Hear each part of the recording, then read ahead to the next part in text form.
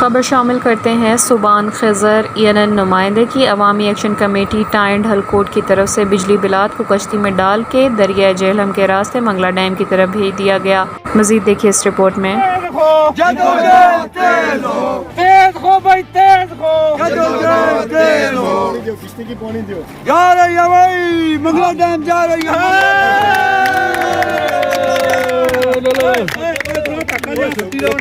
छोटी को दिया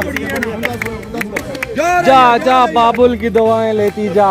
जा तुझको सुखी संसार मिले।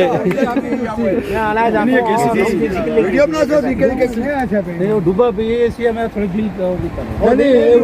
नहीं वो जो बराबर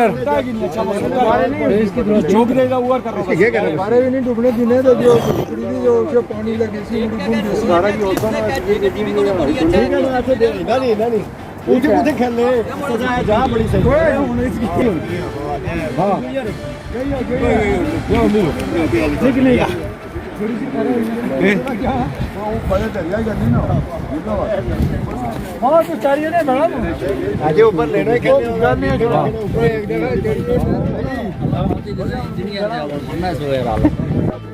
इंजीनियर है वो कितना इंजीनियर है